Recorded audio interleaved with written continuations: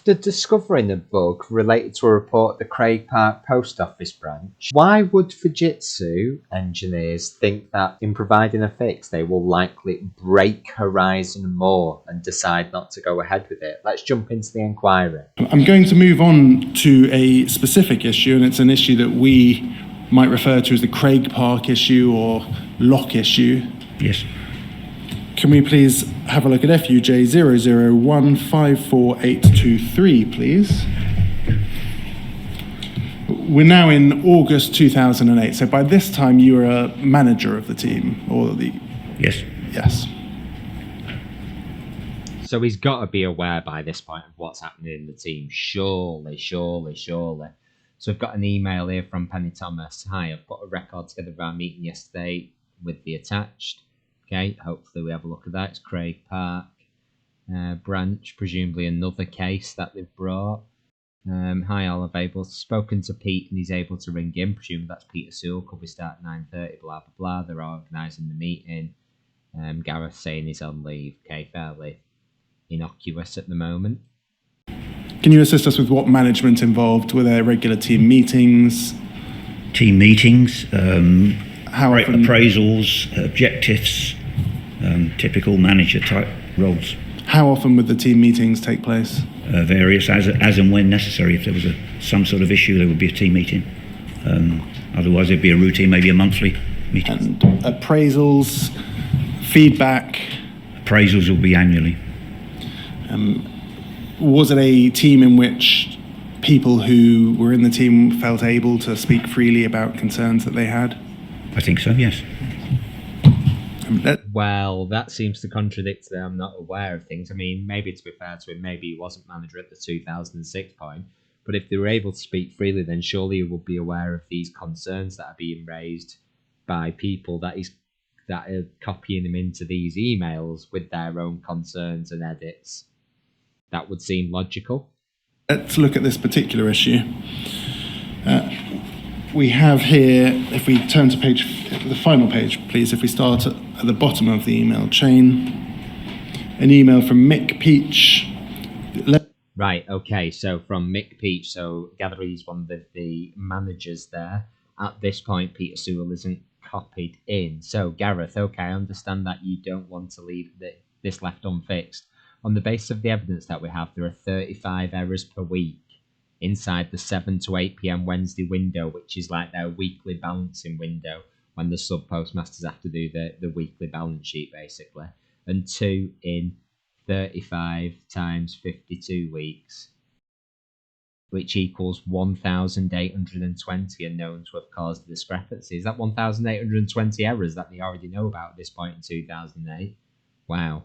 SSC staffs, that's the Fujitsu Support Centre, spending lots of time monitoring these events for 1 to 2 per year is simply not cost effective. 1 to 2 per year? Well, it seems saying there's 35 errors a week. Fixing the underlying problem of holding the lock for too long is feasible. Presumably they're talking about locks on files, which basically in computer systems, when files are being edited, so that they can't be edited by multiple people at once and therefore they're overwriting each other's data. When a user opens a file for editing, it locks it so only they can edit it. Presumably they talk about that from, and maybe this is some kind of change request number or some issue number that they've used. But I would want some reassurance that making this change to the live estates, that's the live Horizon systems in sub-postmasters' offices, to resolve 2 reported issues is not going to have a knock-on effect anywhere else. So, I mean, editing a live system is necessary to provide updates. That is an edit to a live system. But obviously, you may fix errors, you may introduce other ones, so it does need thorough testing, which presumably it went through, but we're not sure at this stage. I know that this is a difficult request, but I don't like changing Horizon at this stage, and I would like to be convinced that it's necessary and that we won't make things worse.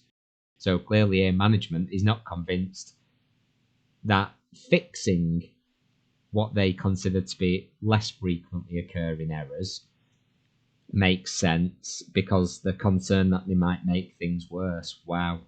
Well, as we know now, things couldn't get much worse. Let's see what he has to say.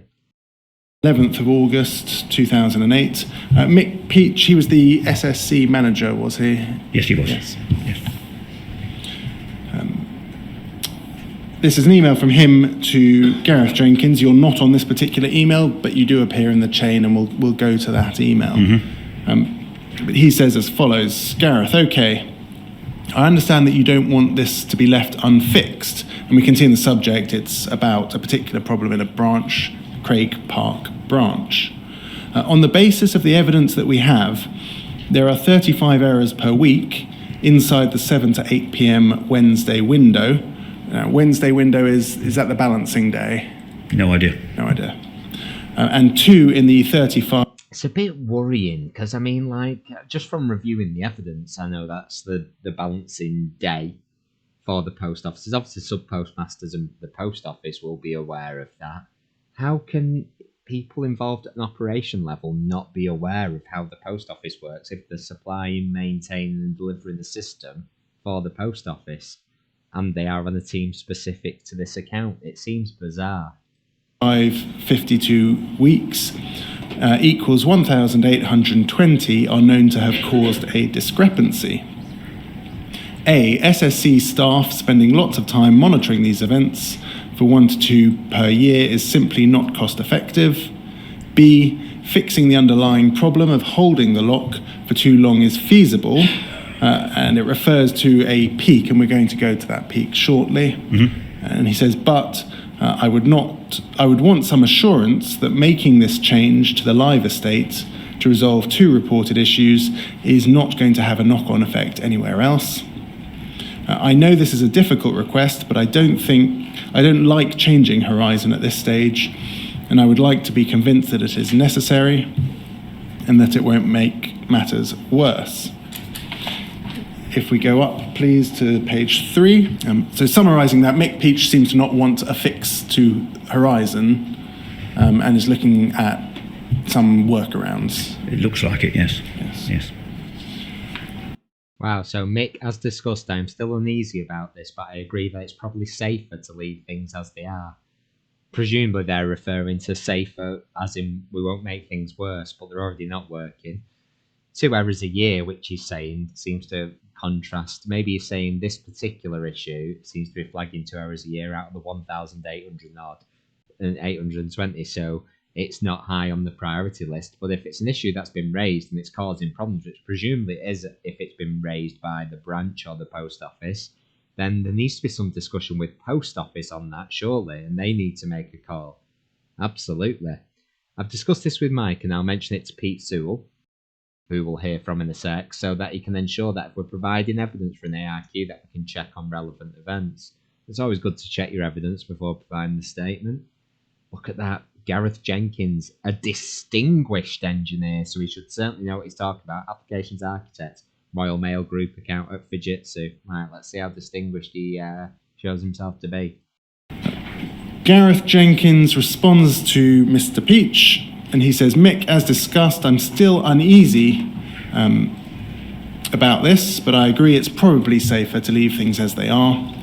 I've discussed this with Mike, and I'll mention this to Pete Sewell so that he can ensure that if we're providing evidence for an ARQ, that we also check on relevant events. Now, your evidence so far has been that you didn't get involved in witness statements. Tried not to, yes. Why did he try not to, though? Is that because he was worried about the content of them? Did he raise that at the time?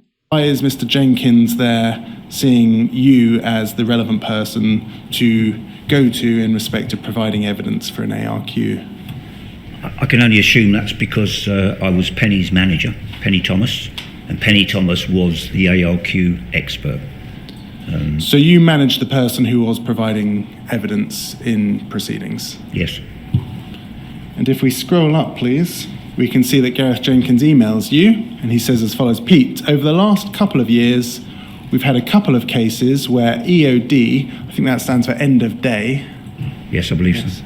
Which runs at 7 p.m, interferes with transactions being written at the counter.